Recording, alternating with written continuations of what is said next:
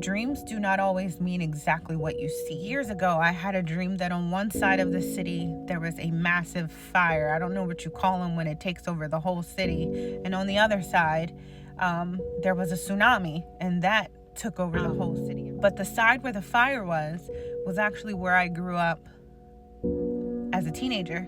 And the side where the tsunami was actually where, like at that time, where I currently was in my life. A year after that dream, my father ended his life. Everything went up in flames. And I've said this before in older posts on different social media platforms, but everything I thought I knew about growing up was wrong. And my life blew up into a million pieces. But with puzzles, you begin to put pieces back together, but this time they were actually fitting. And then on the side where there was the tsunami, it was just listen, really? Once my father passed away, it was like the veil had been lifted. And everything I thought I knew was not what, like I said, was not right. But there was more. And there was more. And there was more. And everything got washed away. So now I know why I kept thinking of that dream. I kept thinking of that dream because there was I had to fully let go. I have let go of a lot.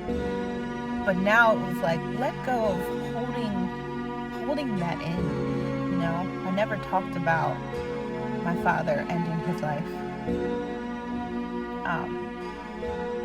As much as, I talk about a lot of things on my social media, or used to talk about a lot of things on my social media. I never really dug into that because I couldn't understand it. I couldn't get it. Because I don't really know where I was. I'm sorry. My light kept cutting off. But I'm going to get this message out one way or the other. I got this. I need to let go of this. So how do you move forward in life knowing that the one person that raised you, he was a single father, was not the man you thought he was. He already wasn't the man you thought he was. There was already some shit. And now the universe was like, here's some more. And then you have a hard time with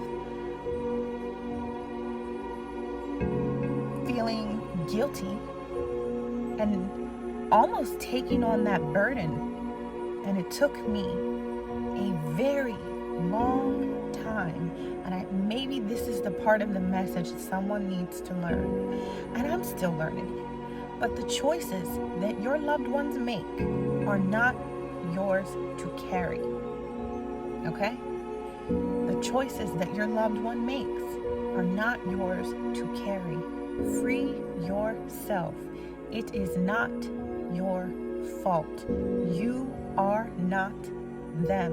And I need you to hear me because I understand. Let it go completely. Let them go completely. You were not the mistakes they made. You were not the choices they made or that they make. You are your own person. You are not to blame. And you keep standing in your truth no matter what. So I let go. And it is painful to understand that the reality you thought you knew was not it. But I choose to be free. No matter who gets upset,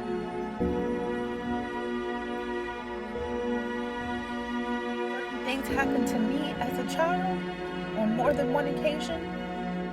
I kept that in to the point of blocking, to the point of forgetting. And I said before on one of my social medias that instead of me being protected by the man who raised me, my situation was used for personal gain. And when that personal gain did not happen, we left the church. But what happened to me was never talked about. It was never dealt with.